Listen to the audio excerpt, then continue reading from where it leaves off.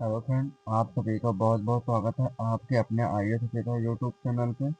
आज हम आपको यहाँ पे बताने जा रहे हैं जो दिया है यहाँ पे BA, BSc, BCom, BCom fourth semester यहाँ पे हम बताने जा रहे हैं जो दिया है यहाँ पे करिकुलर सब्जेक्ट से रिलेटेड है, जो सभी लोगों का रिलेटेड है। तो यहाँ पे ये कंपलसरी है सभी सारे विद्यार्थियों के लिए, BA, BSc, BCom fourth semester. जो पेपर का नाम है यहाँ पे दिया है, यहाँ पे ये physical education and yoga, physical education education and yoga. तो ये आपका पेपर का नाम है। तो यहाँ पे सभी लोगों के लिए कंपलसरी है और सभी लोग वीडियो के अंत तक जरूर देखिएगा, जिसमें सभी लोगों को मालूम हो कि हाँ, ये वीडियो सबसे वाकई में महत्वपूर्ण है। हमारे वीडियो पे हमारे यूट्यूब चैनल को अभी तक सब्सक्राइब ना किए हों तो हमारे आईएएस ऑफिसर यूट्यूब चैनल को सब्सक्राइब कर लीजिएगा और वीडियो को जरूर शेयर कीजिएगा अपने सारे दोस्तों के पास, ताकि सभी लोगों को ये महत्वपूर्ण प्रश्न मिल सके। सभी लोग इस वीडियो के माध्यम से सारे प्रश्न को हल करें। ये प्रश्न आपके लिए ये आप होता है, ये 100 प्रश्न होते हैं, जो प्रत्येक प्रश्न 1 नंबर का होता है, जिसमें से 2 घंटे आपको दिए रहते हैं। तो यहाँ पे ये 2 घंटे के लिए है, सभी के लिए महत्वपूर्ण है, ये कंपलसरी है एग्जाम, जो आपको यहाँ पे क्वालिफाई होना पड़ता है। तो यहाँ पे क्वालिफाई होने के लिए यहाँ पे आपको 35 से 35 से आपको 40% आपको यहाँ पे पास होना अनिवार्य है। तो यहाँ पे सभी लोग यहाँ पे बने रहिएगा, वीडियो के अंत तक जरूर बने रहिएगा। चलिए शुरू करते हैं। यहाँ पे स्टार्ट करते हैं। पहला पहला नंबर हमारे यहाँ दिया है स्क्रीन पे। पहला प्रश्न है, यूं की भांवरी का संबंध किस खेल से है।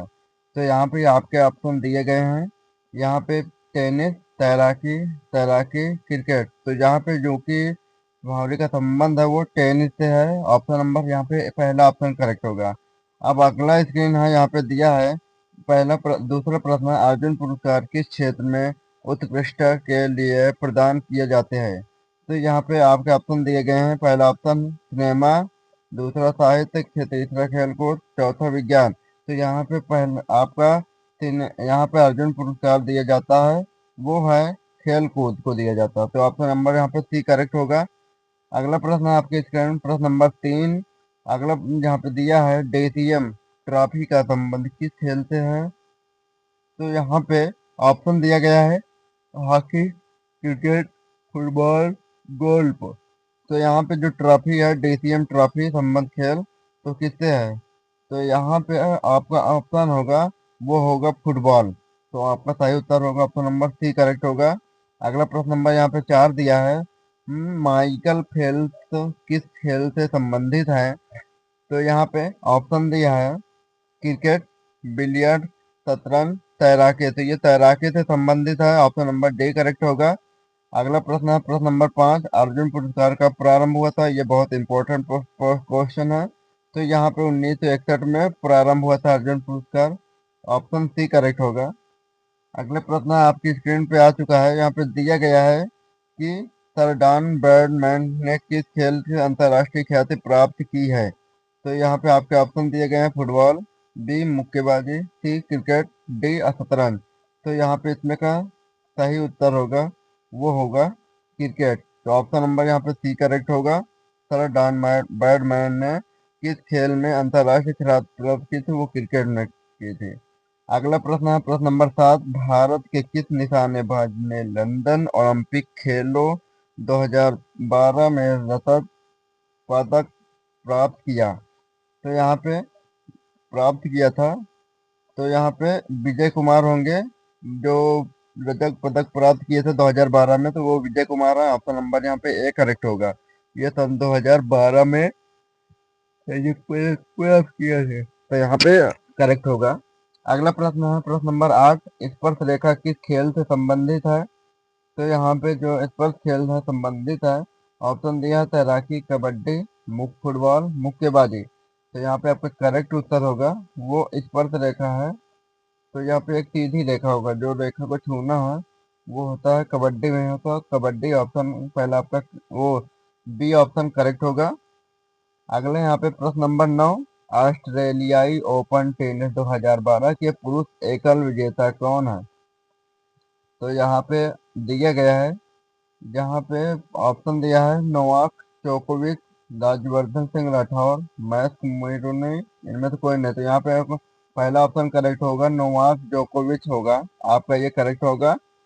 ये आप सभी के लिए मेहनत करते हैं, तो आप सभी लोग वीडियो को चैनल को सब्सक्राइब कर लीजिएगा और वीडियो को जरूर शेयर कीजिएगा। तो चलते हैं अगले प्रश्न की ओर। प्रश्न नंबर 10, 3 सेकंड किस खेल से संबंधित है? जो 3 सेकंड खेल से संबंधित है वो बास्केटबॉल से संबंधित है, आपके ऑप्शन भी करेक्ट होगा।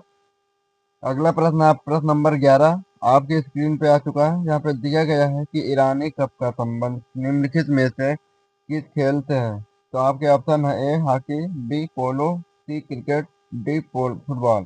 तो यहाँ पे इसका राइट आंसर होगा वो होगा क्रिकेट। ऑप्शन नंबर यहाँ पे सी करेक्ट होगा। अब अगला प्रश्न है आपके प्रश्न नंबर 12, सानिया मिर्जा निम्नलिखित में से किस खेल के लिए चर्चित है? तो यहाँ पे जो सानिया मिर्जा है वो किसके लिए है? तो वो लॉन टेनिस के लिए चर्चित है, ऑप्शन नंबर बी करेक्ट होगा। अगला प्रश्न यहाँ पे प्रश्न नंबर 13, अपर कट किस खेल से संबंधित है? जो कई बार ये प्रश्न पूछा हुआ है। तो अपर कट किस खेल से संबंधित है दोस्तों? तो वो बॉक्सिंग से संबंधित है, ऑप्शन नंबर यहाँ पे ए करेक्ट होगा। चलिए अगले प्रश्न पे। अगला प्रश्न दिया है प्रश्न नंबर 14, खो खो में कितनी क्रॉस लेंथ होती है? जो खो खो में क्रॉस लेंथ होती है वो है, यहाँ पे जो लंबाई होती है वो कितनी होती है और कितनी खिलाड़ी होती है? तो यहाँ पे पूछा गया है तो यार ये तो जो क्रॉस लेंथ है वो 8 होती है, ऑप्शन नंबर यहाँ पे बी करेक्ट होगा। अगला प्रश्न यहाँ पे प्रश्न नंबर यहाँ पे 15, हॉकी का जादूगर किसे कहते हैं? तो यहाँ पे हॉकी का जादूगर किससे कहते हैं? तो यहाँ पे ऑप्शन दिया है दोस्तों, यहाँ पे मेजर ध्यानचंद को दिया जाता है, हॉकी का जादूगर कहा जाता है। तो ये ऑप्शन नंबर यहाँ सी करेक्ट होगा। चलते हैं अगले प्रश्न। प्रश्न नंबर यहाँ पे 16 में दिया है, निम्नलिखित में से कौन हॉकी का खिलाड़ी नहीं है? जो हॉकी का खिलाड़ी नहीं है वो कौन है? तो पता करना, पृथ्वीपाल सिंह, अशोक कुमार भी हैं, जी एस चंद, रामचंद्र। तो ये नहीं थे, बलबीर सिंह थे। तो यहाँ पे जो नहीं थे ऑप्शन सी करेक्ट होगा उत्तर। चलते हैं अगले प्रश्न में। अगला प्रश्न यहाँ पे दिया गया है कि किस खिलाड़ी को वर्ष 2012 का राजीव गांधी खेल रत्न सम्मान प्रदान किया गया? तो यहाँ पे ऑप्शन है योगेश्वर दत्त, सुशील कुमार, विजय कुमार, विजेंद्र सिंह। तो यहाँ पे इसमें ध्यान रखेंगे, यह योगेश्वर दत्त को वर्ष 2012 में राजीव गांधी खेल रत्न सम्मान पुरस्कार संबंधित किया गया था। ऑप्शन नंबर यहाँ पे ए करेक्ट होगा। अगला प्रश्न है प्रश्न नंबर 18, अंतर्राष्ट्रीय ओलंपिक समिति के अध्यक्ष कौन है? तो यहाँ पे अध्यक्ष हैं, पहला ऑप्शन है जॉर्ज बुश, जैक्स रोडगे, Geoff Howard, Kip Hughes Kim Hughes.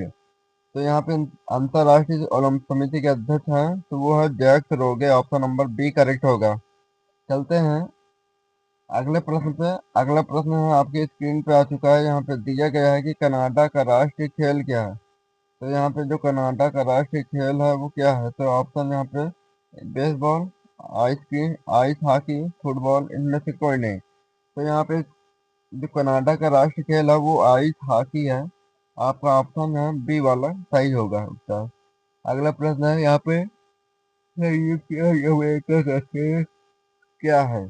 तो ऑप्शन दिया गया है ice hockey, baseball, baseball, handball. तो यहाँ पे आपका करेक्ट होगा ए। अब यहाँ पे जो ऑप्शन यहाँ पे सी करेक्ट होगा। चलते हैं अगले प्रश्न, प्रश्न नंबर 22 पे, भारत का राष्ट्रीय खेल क्या है? तो भारत का राष्ट्रीय खेल है वो है हॉकी, ऑप्शन नंबर यहाँ पे डी करेक्ट होगा। अगला प्रश्न चलते हैं प्रश्न नंबर 23, जापान का राष्ट्रीय खेल क्या है? तो जापान का राष्ट्रीय खेल है वो है यहाँ पे जूडो है। तो यहाँ पे ऑप्शन नंबर यहाँ पे डी है, जूडो। ये जापान का राष्ट्रीय खेल है। अगला प्रश्न, प्रश्न नंबर 24 है। यहाँ पे पोलो खेल का प्रचलन भारत के किस राज्य में हुआ? तो यहाँ पे भारत के किस राज्य में हुआ? तो यहाँ पे ऑप्शन दिया है बिहार, मणिपुर, असम, कर्नाटका। तो यहाँ पे आपका करेक्ट ऑप्शन होगा यहाँ पे जो दिया है, आपका करेक्ट उत्तर होगा वो होगा ऑप्शन में यहाँ पे पोलो जो मणिपुर है वो भारत के पोलो खेल का प्रचलन है भारत के राज्य में। तो मणिपुर के राज्य में वो प्रचलन है। तो ये सही होगा, ऑप्शन बी करेक्ट होगा। चलते हैं प्रश्न नंबर 25। भारत में पोलो खेल का प्रचलन किसने प्रारंभ किया? तो यहाँ पे तुर्क ने प्रारंभ किया था। तो ऑप्शन नंबर ए करेक्ट होगा, ये सही करेक्ट उत्तर होगा। चलते हैं यहाँ पे, अगर राज्य पूछा जाए तो मणिपुर लगाया जाएगा, अगर किसने स्टार्ट किया तो यहाँ पे तुर्क बताया जाएगा। तो ये अब ये वाला ऑप्शन करेक्ट होगा। अगला प्रश्न यहाँ पे दिया गया है कि कबड्डी खेल का जन्मदाता के देश किसे कहा जाता है? तो यहाँ पे ऑप्शन दिया है चीन, जापान, भारत, रूस। तो यहाँ पे जिसमें से सही उत्तर होगा वो होगा भारत। ऑप्शन यहाँ पे सी करेक्ट होगा। कबड्डी खेल का जन्मदाता के देश भारत देश कहलाता है। चलते हैं अगले प्रश्न पे। प्रश्न नंबर 27 दिया है, शतरंज खेल का जन्मदाता देश किसे कहा जाता है? आपके ऑप्शन है भारत, जापान, चीन, इंग्लैंड। तो यहाँ पे आपका सही उत्तर होगा वो होगा ऑप्शन ए होगा भारत। तो ये करेक्ट उत्तर होगा। चलते हैं अगले प्रश्न पे। प्रश्न नंबर 28, क्रिकेट खेल का जन्मदाता किसे कहा जाता है? तो यहाँ पे क्रिकेट खेल का जन्मदाता कहा जाता है वो इंग्लैंड को माना जाता है। आपका हमें यहाँ पे भी करेक्ट होगा। चलिए अगले प्रश्न में। प्रश्न नंबर 29, क्रिकेट खेल के आधुनिक संस्करण सुपर मैच क्रिकेट की शुरुआत कहाँ हुई है? तो यहाँ पे जो दिया है ऑप्शन ए रूस, बी ऑस्ट्रेलिया, सी न्यूजीलैंड, डी भारत। तो इनमें से सही उत्तर हो जाएगा वो होगा बी ऑस्ट्रेलिया में। तो यहाँ पे आधुनिक सुपर मैच क्रिकेट की शुरुआत हुआ था वो ऑस्ट्रेलिया में हुआ था। अगला प्रश्न है प्रश्न नंबर 30, वाटर पोलो में एक पक्ष में खिलाड़ियों की संख्या कितनी होती है? तो आपके ऑप्शन दिए गए हैं। Option A 9, B 10, C 8, D और 7। तो यहाँ पे जो वाटर पोलो में एक पक्ष में खिलाड़ियों की संख्या होती है वो 7 होती है। ऑप्शन नंबर यहाँ पे डी करेक्ट होगा। प्रश्न नंबर 21 पे चलते हैं। आपकी स्क्रीन पे आ चुका है, यहाँ पे दिया गया है कि पोलो में प्रत्येक पक्ष में खिलाड़ियों की संख्या कितनी होती है? तो यहाँ पे ऑप्शन दिया है ए 3, बी 2, सी 4, डी 9। तो यहाँ पे इसमें ध्यान रखेंगे, पोलो में प्रत्येक पक्ष में खिलाड़ियों की संख्या होती है वो होती है 4 होती है। ऑप्शन सी करेक्ट होगा। अगला प्रश्न है यहाँ पे प्रश्न 32, बेसबॉल में प्रत्येक पक्ष में खिलाड़ियों की संख्या कितनी होती है? तो यहाँ पे बेसबॉल में जो खिलाड़ियों की संख्या होती है वो 9 होती है। ऑप्शन नंबर यहाँ पे बी इसमें राइट आंसर होगा। अगला प्रश्न आपकी स्क्रीन पे आ चुका है। प्रश्न नंबर 33, वॉलीबॉल की प्रत्येक टीम में खिलाड़ियों की संख्या कितनी होती है? तो यहाँ पे आपकी करें, ये मोस्ट इम्पोर्टेंट है, very very most important question है, कई बार आ चुका है ये, कई बार ये कंपलसरी एग्जाम में पूछा गया है। तो यहाँ पे जो वॉलीबॉल की प्रत्येक टीम खिलाड़ियों की संख्या होती है वो है तो 6 खिलाड़ी होती है। ऑप्शन नंबर यहाँ पे ए करेक्ट होगा। यहाँ पे चलिए अगला प्रश्न पे। प्रश्न नंबर यहाँ पे दिया है 34, बास्केटबॉल के प्रत्येक पक्ष में खिलाड़ियों की संख्या कितनी होती है? तो यहाँ पे बास्केटबॉल के प्रत्येक पक्ष में खिलाड़ियों की संख्या होती है वो 5 होती है। ऑप्शन नंबर यहाँ पे डी का राइट होगा। अगला प्रश्न है प्रश्न नंबर 35, निम्नलिखित में से किस खेल की टीम की महिला तथा पुरुष दोनों खिलाड़ी होते हैं? तो यहाँ पे जो खिलाड़ी होते हैं वो है, आपके ऑप्शन है बेसबॉल, सॉफ्टबॉल, कार्फबॉल या हैंडबॉल। इसमें ने यहाँ पे 35 नंबर का सही ऑप्शन होगा वो आपका कार्फबॉल होगा। ऑप्शन नंबर यहाँ पे सी करेक्ट होगा। अगला यह प्रश्न यहाँ पे प्रश्न नंबर 36, दादा के नाम से किसे जाना जाता है? उधम सिंह, मेजर ध्यानचंद, रूप सिंह, इनमें से कोई नहीं। तो दादा के नाम से जाना जाता है वो है ऑप्शन यहाँ पे करेक्ट होगा, मेजर ध्यानचंद होंगे। तो खिलाड़ी थे ये, खेल के भी खिलाड़ी थे, तो आपका बी ऑप्शन करेक्ट होगा। अगला प्रश्न यहाँ पे आपके प्रश्न नंबर 37 है। किसी अंतर्राष्ट्रीय फुटबॉल मैच की सामान्य समयावधि कितनी होती है? तो यहाँ पे ऑप्शन दिया है, ये वेरी वेरी मोस्ट इम्पोर्टेंट है, ये आपके लिए महत्वपूर्ण प्रश्न है। ये आप प्रोफेसर राजेंद्र सिंह रज्जू भैया विश्वविद्यालय में पूछा गया था। तो ये सामान्य अवधि है। तो यहाँ पे आपके ऑप्शन है 45 मिनट, 60 मिनट, 80 मिनट, 90 मिनट। तो यहाँ पे इनमें से दोस्तों अंतर्राष्ट्रीय फुटबॉल मैच की सामान्य समय अवधि होती है वो 90 मिनट की होती है। ऑप्शन नंबर पे डी करेक्ट होगा। तो अगले प्रश्न पे की ओर बढ़ते हैं। प्रश्न नंबर 38, पोल वॉल्ट का बादशाह किसे कहा जाता है? तो आपके ऑप्शन दिए गए हैं, दियान बोथा, बी सरगे बाई बुका, सी एमर इनमें से कोई नहीं। तो यहाँ पे दियान बोथा आपका पहला ऑप्शन करेक्ट होगा। पोल्ट बॉल, सॉरी, बी ऑप्शन करेक्ट होगा, सरगे बुबक्का होगा। अगला प्रश्न की ओर बढ़ा जाए। प्रश्न नंबर 39, क्रिकेट खिलाड़ियों के मध्य हॉलीवुड के नाम से जाना जाता है। तो यहाँ पे दिया है, ऑप्शन दिया गया है, विनोद कंबली, शेन वॉर्न, सचिन, सौरभ गांगुली। तो इनमें से करेक्ट उत्तर होगा वो है सी, शेन वॉर्न हो जाएगा। बी ऑप्शन करेक्ट होगा। ये आप हॉलीवुड के नाम से जाना जाता है क्रिकेट खिलाड़ियों में। अगला प्रश्न है प्रश्न नंबर 40, ब्रेट डिलेयर उपनाम से कौन अंतर्राष्ट्रीय क्रिकेट अंपायर जाना जाता है? तो जाना जाता है, यहाँ पे आपको ऑप्शन दिया है कि Steve Bucknor, Dickie Bird, David Shepherd, इनमें से कोई नहीं। तो इनमें से सही ऑप्शन होगा बी ऑप्शन, यहाँ पे डिकी बर्ड। डिकी बर्ड को ग्रेट डिलेयर उपनाम के अंतर्राष्ट्रीय क्रिकेट अंपायर माना जाता है। तो ऑप्शन बी करेक्ट होगा। प्रश्न नंबर यहाँ पे 41 आ चुका है। ये मोस्ट इम्पोर्टेंट है, भारत में शारीरिक शिक्षा को किसने शुरू किया था? तो ये मोस्ट इम्पोर्टेंट है, प्रोफेसर राजेंद्र सिंह रज्जू भैया यूनिवर्सिटी से पूछा गया ये प्रश्न है। तो यहाँ पे जो शुरू किया था शारीरिक शिक्षा को, तो यहाँ पे ए वाला doctor Tarachand, B general Cariappa, C Bedi Chaudhary, D H C Buck. तो इनमें से दोस्तों सही सही उत्तर होगा यहाँ पे एच सी बक आपका राइट आंसर होगा। ऑप्शन नंबर डी करेक्ट होगा। ये भारत में शारीरिक शिक्षा को शुरू किए थे एच सी बक ने। अगला प्रश्न है प्रश्न नंबर 42, किस कौन सा विटामिन घाव भरने में सहायक होता है? तो यहाँ पे पूछा गया है। तो ऑप्शन दिया vitamin A, vitamin B, vitamin C, vitamin D. तो इसमें से आपका राइट आंसर होगा जो विटामिन घाव में भरने में सहायक होता है। तो आपका राइट आंसर होगा यहाँ पे विटामिन सी होगा। तो ये आपका राइट आंसर होगा। ये सभी लोग वीडियो के अंत तक जरूर देखिएगा। और प्रोफेसर राजेंद्र सिंह रज्जू भैया यूनिवर्सिटी से रिलेटेड है।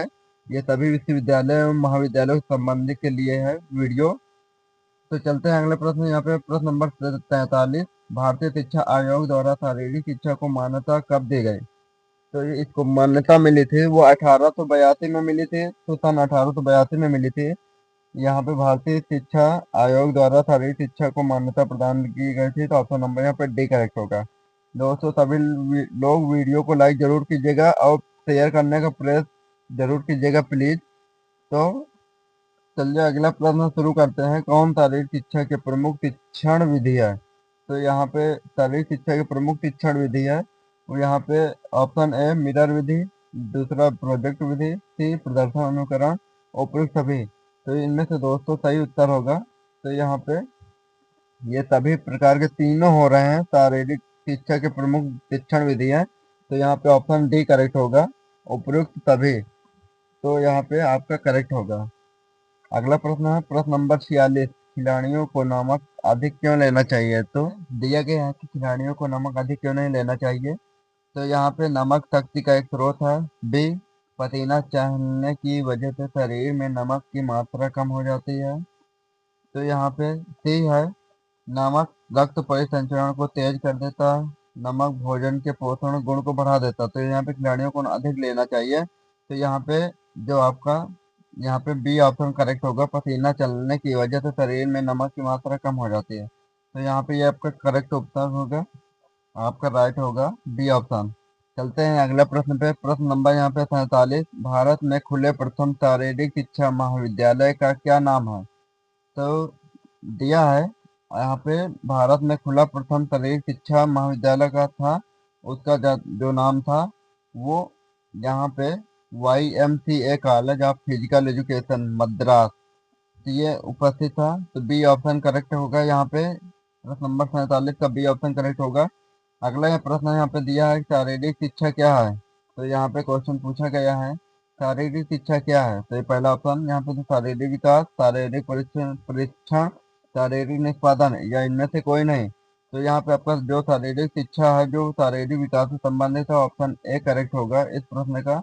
अब अगले प्रश्न पे चलते हैं। प्रश्न नंबर 49 में दिया गया कि यह प्रशिक्षित व्यक्ति में आप क्या देख सकते हैं? तो सभी लोग उत्तर देने का प्रयास कीजिएगा, कमेंट बॉक्स में उत्तर दीजिएगा। यहाँ पे अपना ऑप्शन ए दिया, उच्च नब्ज दर, बी धीमा श्वास लाभ, धीमी थकावट, धीमी चाल। तो यहाँ पे एक प्रशिक्षित व्यक्ति में आप देख सकते हैं, तो वो इसका सही वो धीमी थकावट के होगा, आपका ऑप्शन सी करेक्ट होगा। चलते हैं अगले प्रश्न में। प्रश्न नंबर यहाँ पे 50 है, मानव शरीर में सबसे लंबी हड्डी कौन सी है? जो मानव शरीर की सबसे लंबी हड्डी है वो कौन सी है? मोस्ट इम्पोर्टेंट है, वेरी वेरी मोस्ट इम्पोर्टेंट है। ये कई बार पूछा गया है प्रोफेसर राजेश रज्जू भैया यूनिवर्सिटी में। तो यहाँ पे जो सबसे सबसे छोटी और सबसे बड़ी हड्डी, सबसे मध्य हड्डी, ये तीनों पूछा जाता है। तो यहाँ पे उरु अस्थि है, मानव की सबसे बड़ी लंबी हड्डी होती है वो उरु अस्थि होता है, सबसे बड़ी हड्डी होती है। ऑप्शन नंबर यहाँ पे ए करेक्ट होगा। ओके, तो आपका, आप चलते हैं अगले प्रश्न पे। प्रश्न नंबर 51 में, शारीरिक शिक्षा में व्यक्तित्व का क्या संबंध है? जो शारीरिक शिक्षा में व्यक्तित्व का संबंध है वो है क्या है? तो यहाँ पे पहला ऑप्शन है, बगैर व्यक्तित्व के लक्ष्य को प्राप्त करना असंभव है। ठीक है, तो यहाँ पे बिल्कुल सत्य हो जाएगा। दूसरा है, बगैर व्यक्तित्व के लक्ष्य को प्राप्त करना असंभव है, तो बिल्कुल सत्य है। तो यही शारीरिक शिक्षा में व्यक्तित्व का संबंध है, वो बगैर व्यक्तित्व के लक्ष्य को प्राप्त करना असंभव है। तो यहाँ पे ऑप्शन बी करेक्ट होगा।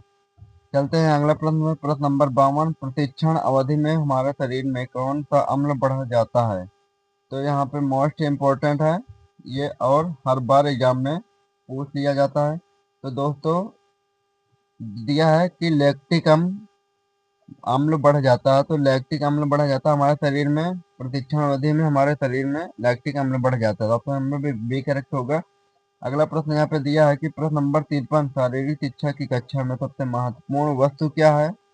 तो यहाँ पे दिया है, जो महत्वपूर्ण है कक्ष, स्थान, मैदान, छत। तो यहाँ पे सबसे मैदान इंपॉर्टेंट होता है। ऑप्शन यहाँ पे सी करेक्ट होगा। शारीरिक शिक्षा की कक्षा में सबसे महत्वपूर्ण होगा वो मैदान होगा। चलते हैं अगले प्रश्न। प्रश्न नंबर 54, वयस्क मनुष्य में एक नब्ज दर का रेंज क्या है? तो यहाँ पे ऑप्शन दिया है, 80 से 90, 70 से 80, 60 से 80, 60 से 100। तो यहाँ पे 70 से 80 के बीच में एक मनुष्य के बीच में होता है। तो ऑप्शन यहाँ पे बी करेक्ट होगा, 70 से 80। अगले प्रश्न की ओर बढ़ते हैं। प्रश्न नंबर 55, खेलों में संवेग के प्रशिक्षण के लिए श्रेष्ठ विधि क्या है? तो यहाँ पे विरोध, अनुप्रेषण, प्रावरोध। तो यहाँ अन्वेषण है, अनुप्रेषण है। तो ये खेलों से संवेग के प्रशिक्षण के लिए श्रेष्ठ विधि है। तो ऑप्शन बी करेक्ट होगा। चलते हैं अगले प्रश्न पे। अगले प्रश्न पे आपकी स्क्रीन पे आ चुका है। सभी लोग दोस्तों वीडियो को शेयर जरूर कीजिएगा और लाइक कीजिएगा। तो यहाँ पे प्रश्न नंबर यहाँ पे 56 दिया है, तक्षशिला विश्वविद्यालय किस प्रशिक्षण के लिए अद्वितीय था? तो अगर बात की जाए तो तक्षशिला विश्वविद्यालय की, तो यहाँ पे घोड़दौड़, ये क्रॉस हो जाएगा, बिल्कुल गलत है। बैलगाड़ी चालन, ये भी नहीं होगा। यहाँ पे धनुर्विद्या के लिए तक्षशिला विश्वविद्यालय प्रसिद्ध था। तो ऑप्शन सी करेक्ट होगा। इसी प्रकार लगभग दोस्तों यहाँ पे 3 या 4 विश्वविद्यालय के क्वेश्चन दे दिया गया है, उसमें सभी लोग जाइए प्लेलिस्ट में जाकर सभी लोग वीडियो को जरूर देख लीजिएगा। अगर यहाँ पे आप बीएससी के स्टूडेंट हैं, तो यहाँ पे सेकेंड सेमेस्टर हो या फोर्थ सेमेस्टर हो, तो यहाँ पे आप सभी के लिए बता दे रहे हैं। तो यहाँ पे हमारा IAS ऑफिसर यूट्यूब चैनल पे आप BA BSc BCom के लिए सभी के लिए वीडियो बनी है। तो सभी लोग चले जाइएगा, देख लीजिएगा प्ले लिस्ट में जाकर। चलते हैं अगला प्रश्न यहाँ पे शुरू करते हैं। 57, मानव शरीर की सबसे छोटी हड्डी को क्या कहते हैं? तो यहाँ पे पहला ऑप्शन है टिबिया, मेटाटा मेटाटार्सल, फेलन या स्टेपीज। ध्यान रखिएगा, स्टेपीज को मानव शरीर की सबसे छोटी हड्डी कहते हैं। तो ऑप्शन डी करेक्ट होगा। अगला प्रश्न है प्रश्न नंबर 58, कई बार मोस्ट इंपोर्टेंट है, कई बार आपके एग्जाम में पूछा गया है, आपके विश्वविद्यालय में पूछा गया, प्रोफेसर राजेंद्र सिंह रज्जू भैया यूनिवर्सिटी में। तो यहाँ पे किस संस्था द्वारा व्यवसायिक शारीरिक शिक्षा के पाठ्यक्रमों को मान्यता दी जाती है? तो ये ए वाला दिया है AICTE, बी ऑप्शन दिया NCTE, सी दिया NAPE। तो इनमें से कोई नहीं। प्रथम राष्ट्रीय शारीरिक प्रशिक्षण महाविद्यालय कहाँ स्थित है? इस दिया है, सॉरी, यहाँ पे 58 का प्रश्न नंबर ऑप्शन बी करेक्ट होगा। NCTE होगा, जो व्यवसायिक शारीरिक शिक्षा के पाठ्यक्रम को मान्यता दी जाती है। अगला प्रश्न है प्रश्न नंबर 59 दिया है, प्रथम राष्ट्रीय शारीरिक प्रशिक्षण महाविद्यालय कहाँ स्थित है? तो यहाँ पे ऑप्शन दिया है पटियाला में, चंडीगढ़ में, ग्वालियर में, दिल्ली में। तो यहाँ पे आपका आपका करेक्ट उत्तर होगा, वो होगा ग्वालियर में। तो ऑप्शन नंबर यहाँ पे सी करेक्ट होगा। प्रथम राष्ट्रीय शारीरिक शिक्षा महाविद्यालय में अवस्थित है वो ग्वालियर में। ऑप्शन नंबर सी करेक्ट होगा। प्रश्न नंबर 60 दिया है, एक लंबी दूरी के धावक को खुराक में सबसे अधिक मात्रा किसकी ग्रहण करनी चाहिए? वसा की, प्रोटीन की, कार्बोहाइड्रेट की, खनिज पदार्थों की। तो यहाँ पे सबसे पहले अधिक मात्रा दी गई है, वो तो कार्बोहाइड्रेट की मात्रा अधिक लेनी चाहिए। तो यहाँ पे जब भी अब एक लंबी दूरी धावक को अधिक मात्रा में ग्रहण करनी चाहिए। तो ऑप्शन नंबर सी करेक्ट होगा। प्रश्न नंबर 61 पे चलते हैं। दिया है, किस विटामिन की कमी से रात्रि का अंधापन होता है? तो विटामिन ए की कमी से रात्रि का अंधापन होता है, वो विटामिन ए है। तो यहाँ पे ऑप्शन ए करेक्ट होगा। यहाँ पे आपका, और सभी लोग वीडियो को जरूर शेयर कीजिएगा अपने सारे दोस्तों के पास। और वीडियो पे नए हो तो हमारे चैनल को सब्सक्राइब जरूर कर लीजिएगा। चलते हैं अगले प्रश्न में। प्रश्न नंबर यहाँ पे दिया है, ये बहुत मोस्ट इम्पोर्टेंट है। भारत का सर्वोच्च खेल पुरस्कार क्या है? तो भारत का सर्वोच्च खेल पुरस्कार है, सभी लोग बताइए, जो पूछा गया है। पहला पद्मश्री, पद्म विभूषण, अर्जुन पुरस्कार, द्रोणाचार्य पुरस्कार। तो जो भारत खेल है, जो भारत का सर्वोच्च पुरस्कार है खेल, तो वो अर्जुन पुरस्कार है। ऑप्शन नंबर यहाँ पे सी करेक्ट होगा। चलते हैं अगले प्रश्न पे। दिया है, प्रशिक्षण के दौरान थकान के आभास का कारण क्या होता है? तो यहाँ पे दिया है कि lactic acid, adrenaline, carbon dioxide उपयुक्त सभी है। तो यहाँ पे लैक्टिक एसिड बढ़ जाए, आपका करेक्ट होगा। ये थकान का आभास होता है। ऑप्शन ए करेक्ट होगा। अगला प्रश्न है प्रश्न नंबर 64, इंसुलिन किनसे बनता है? तो जो बनता है इंसुलिन, वो ऑप्शन दिया है यौन ग्रंथि में, बी पैंक्रियाज में, थायराइड ग्रंथि में, उपरोक्त में से किसी में नहीं। तो यहाँ पे इंसुलिन बनता है वो हमेशा पैंक्रियाज में बनता है। तो ऑप्शन यहाँ पे बी करेक्ट होगा। अगला प्रश्न है प्रश्न नंबर 65, भारतीय खेल प्राधिकरण की स्थापना कब हुई? ये वेरी वेरी मोस्ट इम्पोर्टेंट है। तो यहाँ पे ऑप्शन दिया है सन सन 1984 में हुई थी। ऑप्शन नंबर यहाँ पे सी करेक्ट होगा, जो भारतीय खेल प्राधिकरण की स्थापना हुई थी। अगला प्रश्न में प्रश्न नंबर 66 में चल रहे हैं। यहाँ पे जितना पूछा गया है, भारतवर्ष में खेल प्रतिभा खोज छात्रवृत्ति की शुरुआत किस सन में हुई? तो यहाँ पे पहला ऑप्शन है सन 1970-71, 1972 से 73, 1974 से 75 या 1976 से 77। तो इनमें से आपका करेक्ट उत्तर हो जाएगा वो 1970 से 71 के बीच में।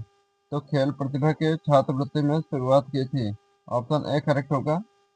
क्वेश्चन नंबर यहाँ पे 67 दिया है। प्रश्न नंबर, मनुष्य की शारीरिक सबसे मजबूत हड्डी का क्या नाम है? तो जो फीमर, तो सबसे मजबूत हड्डी है वो फीमर होती है। ऑप्शन नंबर बी करेक्ट होगा। मनुष्य की सबसे मजबूत हड्डी फीमर होती है। अगला प्रश्न है प्रश्न नंबर 68 पे चल रहे हैं। दिया है, कोशिका का ऊर्जा घर किसको कहते हैं? जो कोशिका का ऊर्जा घर कहते हैं वो क्या है? ऑप्शन दिया है केंद्रक को, बी माइटोकॉन्ड्रिया को, सी जीव द्रव्य को, डी आरएनए को। तो यहाँ पे आपका करेक्ट उत्तर होगा, जो माइटोकॉन्ड्रिया को कहा जाता है, कोशिका के ऊर्जा को घर कहा जाता है। ऑप्शन बी करेक्ट होगा। अगला प्रश्न पे प्रश्न नंबर 69 पे चल रहे हैं। भारत का राष्ट्रीय खेल क्या है? वो हॉकी है। आप सभी लोग जानते हैं, ऑप्शन नंबर डी करेक्ट होगा।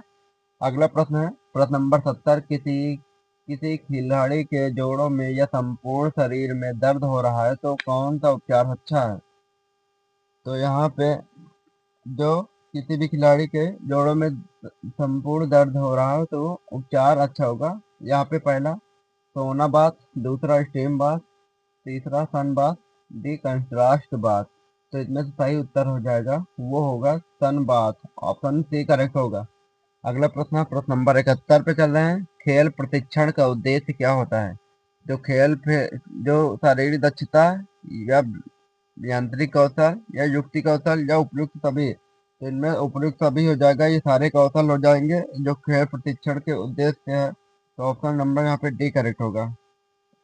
तो चलते हैं अगले प्रश्न में। प्रश्न नंबर यहाँ पे 72 पे, शारीरिक शिक्षा शिक्षण के किस साधन द्वारा कल्पना शक्ति का विकास होता है? तो यहाँ पे जो विकास होता है, यहाँ पे ठीक है, यहाँ पे ऑप्शन दिया है black board, model, diagram, tape record.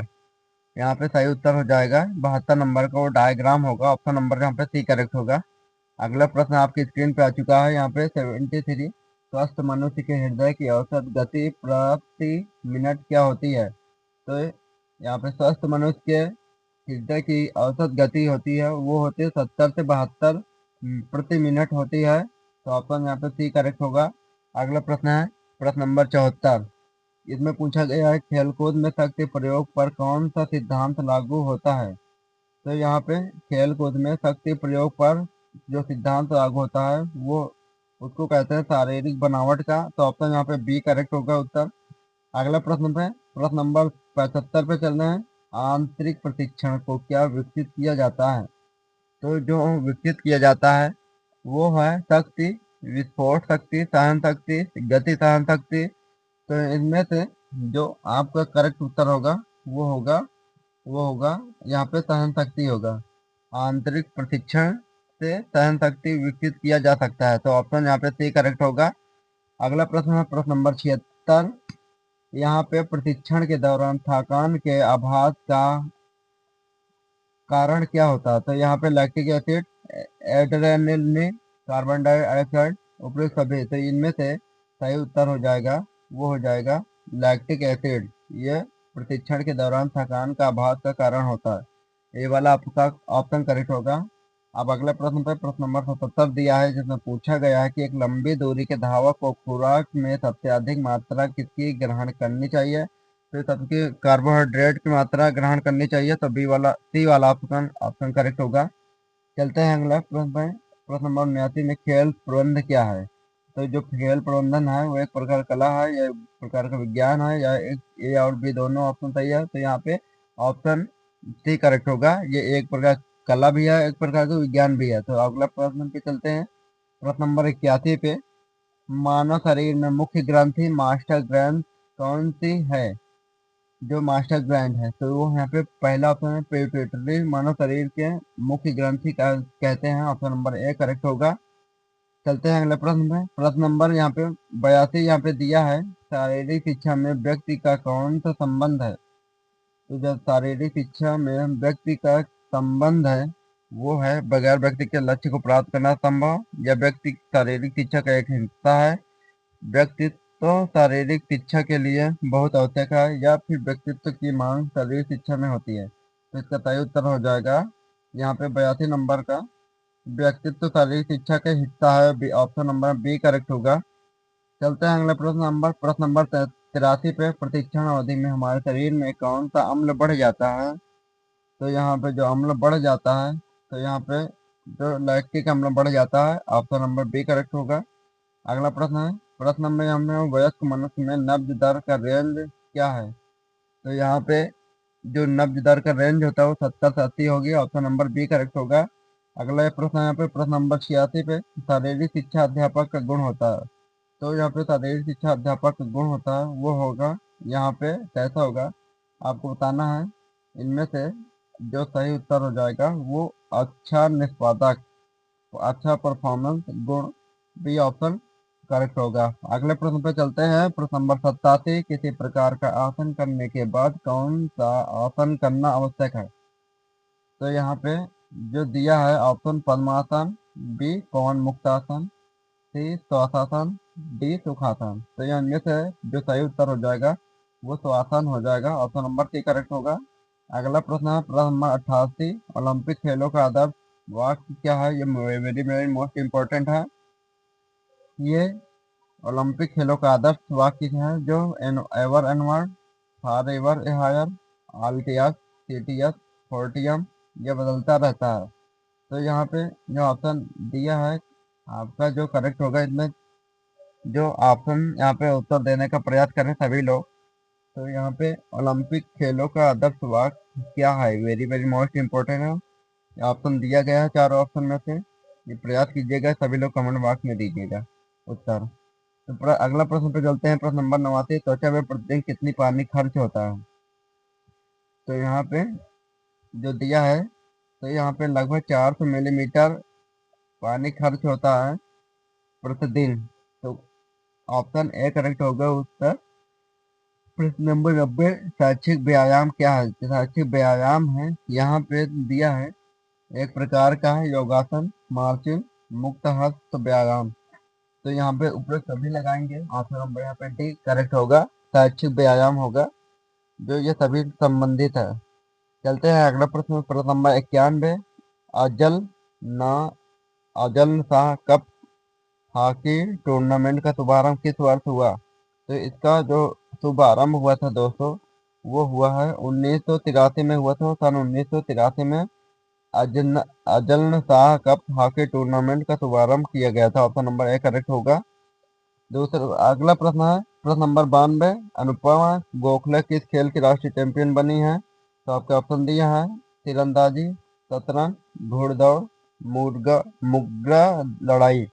तो यहाँ पे आपका जो करेक्ट होगा उत्तर, तो यहाँ पे शतरंज हो जाएगा। तो यहाँ ठीक है, ऑप्शन नंबर बी करेक्ट होगा, जो अनुपम गोखले शतरंज खेल से संबंधित है।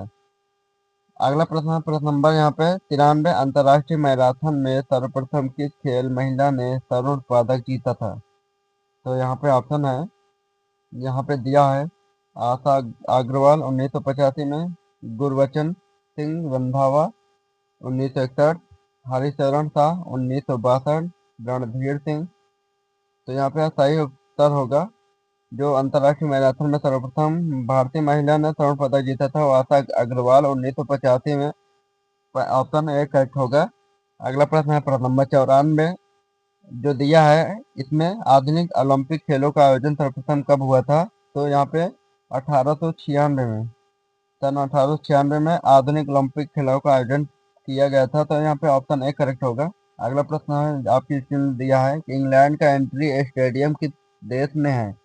तो जहाँ पे इंटी स्टेडियम है जो घुड़दौड़, तीरंदाजी, शतरंज, फुटबॉल। तो इनमें इनमें जो इंग्लैंड का इंटी स्टेडियम संबंधित है खेल से। तो यहाँ पे जो दिया है करेक्ट उत्तर हो जाएगा, वो हो जाएगा घुड़दौड़ हो जाएगा। आपके यहाँ पे ए वाला सही होगा आपका। अगले स्क्रीन पे आपका 96, amateur athletics federation of India की स्थापना कब हुई? जो AAFI की स्थापना हुई थी, जहाँ पे उसकी स्थापना 1946 में हुई थी। तो ऑप्शन ए करेक्ट होगा, 1946 सन। तो यहाँ पे AAFI की स्थापना हुई 1946 में हुई थी। चलते हैं अगले प्रश्न में। प्रश्न नंबर यहाँ पे जो आपकी स्क्रीन पे दिया है, प्रश्न नंबर 97, एशियाई खेलों में सर्वाधिक पदक जीतने वाला निशानेबाज कौन है? तो यहाँ पे जो दिया है, जो एशियाई खेलों में सर्वाधिक पदक जीतने वाला निशानेबाज का खेल है, तो यहाँ पे रणधीर सिंह है। ऑप्शन नंबर यहाँ पे डी करेक्ट हो जाएगा। अगला प्रश्न है प्रश्न number 98, kabaddi federation of India की स्थापना कब हुई? जो कबड्डी फेडरेशन ऑफ इंडिया की स्थापना 1946, 1897, 1895, 1950। तो यहाँ पे आपका करेक्ट उत्तर हो जाएगा, जो यहाँ पे सन 1950 में कबड्डी फेडरेशन ऑफ इंडिया की स्थापना हुई थी। ऑप्शन नंबर डी करेक्ट होगा। अगला प्रश्न है प्रश्न नंबर 99, किस खेल में ताज गिरा शब्द प्रयुक्त होता है? तो यहाँ पे घुड़दौड़, तीरंदाजी, शतरंज, मुर्गा लड़ाई। तो यहाँ पे जो ताज गिरा है वो शतरंज से खेल से संबंधित है। ऑप्शन नंबर सी करेक्ट होगा। अगला प्रश्न है प्रश्न नंबर 100। ये मोस्ट इंपॉर्टेंट है, वेरी वेरी मोस्ट इंपॉर्टेंट है। आपके विश्वविद्यालय प्रोफेसर राजेंद्र सिंह रज्जू भैया यूनिवर्सिटी से पूछा गया है क्वेश्चन। तो यहाँ पे कोपा कप किस खेल से संबंधित है, वो फुटबॉल से संबंधित है। ऑप्शन नंबर डी से करेक्ट होगा। तो यहाँ पे आपका करेक्ट हो जाएगा। तो यहाँ पे चलते हैं अगला प्रश्न पे। प्रश्न की ओर सभी लोग वीडियो को लाइक कीजिएगा। हमारे इस चैनल पर नए हो तो वीडियो को लाइक कीकर और वीडियो को शेयर कीजिएगा। चैनल पर नए हो तो चैनल को सब्सक्राइब कर लीजिएगा, आईएएस ऑफिसर यूट्यूब चैनल को। चलिए अगले प्रश्न की ओर। योग वशिष्ठ का सिद्धांत कहलाता है, जो वशिष्ठ का योग वशिष्ठ का सिद्धांत कहलाता है द्वैत, अद्वैत, द्वैताद्वैत, विशिष्टता द्वैत। तो इसमें जो इसका राइट आंसर उत्तर हो जाएगा वो जो विशिष्टता द्वैत हो जाएगा। ऑप्शन डी करेक्ट होगा। अगला प्रश्न है निम्नलिखित में से कौन सा चतुर्व्रय के अंतर्गत आता है। तो यहाँ पे ऑप्शन दिया है वितर्क, विचार, आनंद, अस्मिता। डी जो दिया है ज्ञान, धर्म, ऐश्वर्य, वैराग्य। सी मैत्री, करुण, मुद्रिता, अपेक्षा। डी है हेतु, हान, रुपया। ऑप्शन नंबर यहाँ पे डी करेक्ट होगा। वेरी वेरी अगला जो प्रश्न आपका very very very most important है, जो प्रोफेसर राजेंद्र सिंह रज्जू भाई यूनिवर्सिटी से पूछा गया है, रज्जू भैया यूनिवर्सिटी से। यहाँ पे दिया महर्षि पतंजलि के अनुसार किनका संयोग दुख के कारण है। जो इसका राइट आंसर होगा वो दृष्टा और दृश्य होगा। ऑप्शन नंबर सी करेक्ट होगा। अगला प्रश्न है सर्वरत्नोपस्थानम किसका परिणाम है। तो यह परिणाम है दोस्तों वो अस्तेयक का है। तो ऑप्शन यहाँ पे डी करेक्ट होगा। अगला यह प्रश्न है धारणा, ध्यान और समाधि किससे बहिरंग है। तो यह प्रश्न आपके मोस्ट इंपॉर्टेंट है। जो ध्यान और समाधि किसके बहिरंग है। तो यहाँ पे संप्रज्ञात समाधि या निर्भीत समाधि, प्रत्याहार, क्रिया योग। तो इनमें से जो करेक्ट उत्तर हो जाएगा वो हो जाएगा। तो यहाँ पे कौन सा ऑप्शन हो जाएगा, सभी लोग आंसर दीजिए। यहाँ पे आपका क्रिया योग हो जाएगा। ऑप्शन नंबर यहाँ पे डी करेक्ट होगा। अगला प्रश्न हम यहाँ चलते हैं। घेरण्य संहिता के अनुसार निम्नलिखित में से कौन सी ध्यान की उत्तम विधि है। तो यहाँ पे जो उत्तम विधि दी गई है प्रणव, बी स्थूल ध्यान, सी ज्योति ध्यान, डी सूक्ष्म ध्यान। जो करेक्ट उत्तर हो जाएगा इसमें से वो सूक्ष्म ध्यान हो जाएगा। ऑप्शन डी ऑप्शन करेक्ट होगा। अगला प्रश्न पे प्रश्न नंबर यहाँ पे दिया है। यहाँ पे शिव संहिता के अनुसार एक समय में कुंभक में कितने चक्रों का अभ्यास किया जाना चाहिए। जो संहिता के अनुसार दिया है, शिव संहिता के अनुसार एक समय में कुंभक के जो कितने जो ऑप्शन यहाँ पे एक करेक्ट होगा। अगला प्रश्न है यहाँ पे आयाम शब्द का अर्थ है। तो आयाम शब्द का अर्थ है यहाँ पे दिया है। आयाम शब्द का अर्थ है वो है नियमन से है। ऑप्शन नंबर बी करेक्ट होगा। अगला प्रश्न है प्रश्न नंबर यहाँ पे दिया है प्राणायाम के अभ्यास की सलाह दी जाती है। तो जो प्राणायाम के अभ्यास की सलाह दी जाती है, पहला ऑप्शन दिया षष्ठ कर्म के पूर्व, आसन सिद्धि के पूर्व, आसन सिद्धि के पश्चात, प्रत्याहार सिद्धि के पश्चात। तो यहाँ पे इसमें से जो करेक्ट उत्तर हो जाएगा वो आसन सिद्धि के पश्चात। आपका ऑप्शन ऑप्शन सी करेक्ट होगा। ऑप्शन प्राणायाम का चतुर्थ प्रकार क्या कहलाता है। जो दिया है यहाँ पे प्राणायाम का चतुर्थ प्रकार क्या कहलाता है। तो यहाँ पे पहला ऑप्शन निर्बीज, सबीज, ब्राह्यवृत्ति, अभ्यंतर वृत्ति। प्राणायाम का जो चतुर्थ प्रकार है वो है निर्बीज होगा। ऑप्शन नंबर ए करेक्ट होगा, सही उत्तर होगा।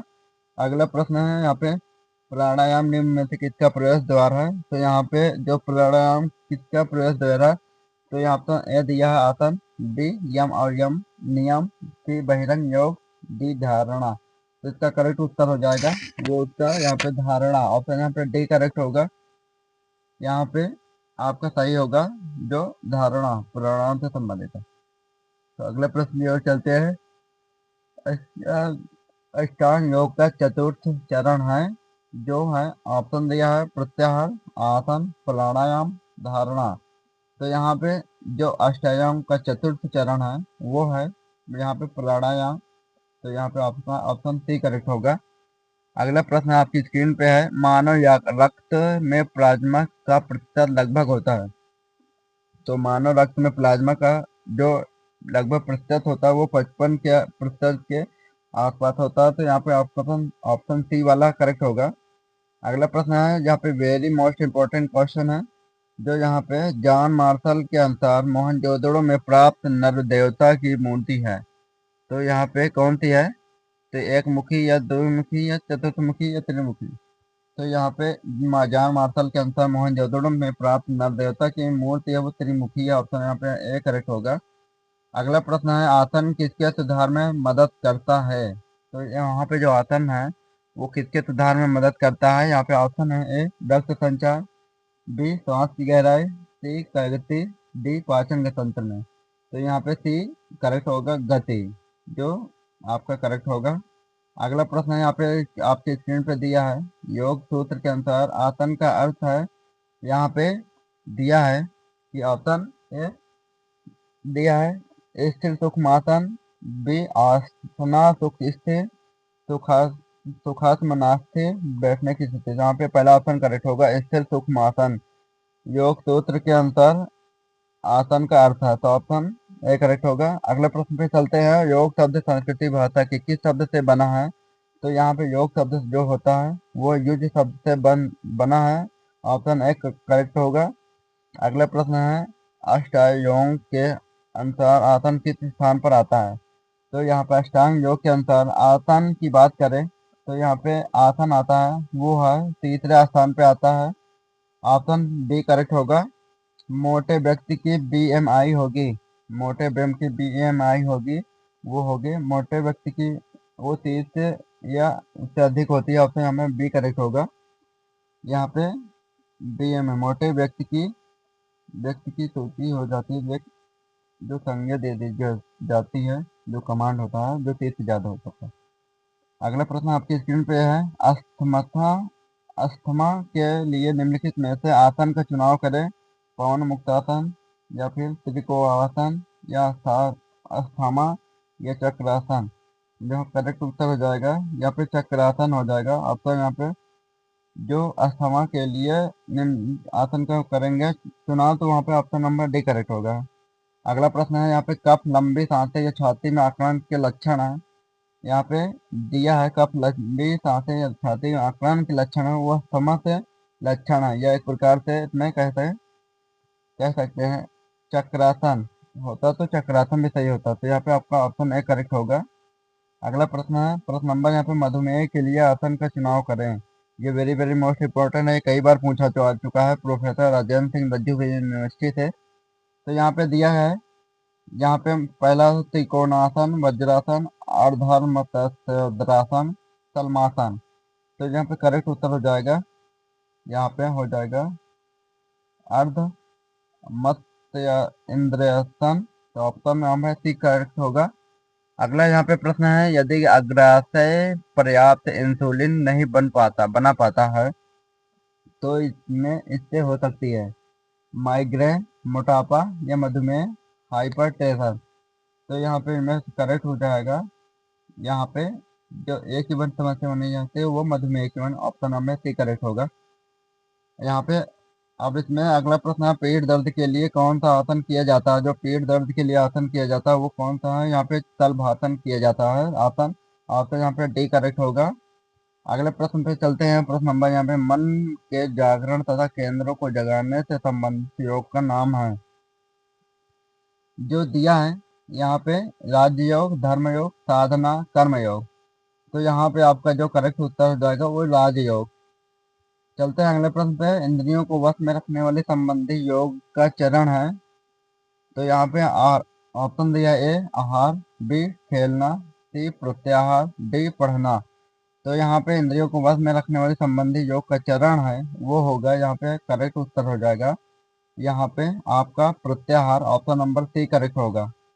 अगला प्रश्न आपके स्क्रीन पर आ चुका है, शारीरिक में स्थायित्व तथा मन में एकाग्रता लाने के लिए शारीरिक को विशेष मुद्रा में रखने को क्या कहा जाता है? तो यहाँ पे ऑप्शन दिया है यम, बी नियम, सी आसन, समाधि। यहाँ पे आपका ऑप्शन सी करेक्ट होगा, आसन। अगला प्रश्न आपकी स्क्रीन पे आ चुका है, यहाँ पे परहेज या बचाव से संबंधित योग कौन सा है? जो परहेज या बचाव से संबंधित योग कौन सा है? तो यहाँ पे ये वाला आपका ऑप्शन है, ये समाधि, साधना, अर्थ, यम। तो यहाँ पे इसमें करेक्ट उत्तर हो जाएगा यम। ऑप्शन डी करेक्ट होगा, जो आपका डी ऑप्शन करेक्ट होगा। अगला प्रश्न पे की ओर चलते हैं। योग का प्रमुख उद्देश्य क्या है? जो योग का प्रमुख उद्देश्य है वो है, यहाँ पे ऑप्शन दिया है शरीर को मजबूत बनाना, बी खेलों में जीतना, मन पर नियंत्रण करना, डी सोना। तो यह करेक्ट उत्तर हो जाएगा मन पर नियंत्रण करना। आपका ऑप्शन उद्देश्य है, आपका ऑप्शन सी करेक्ट हो जाएगा।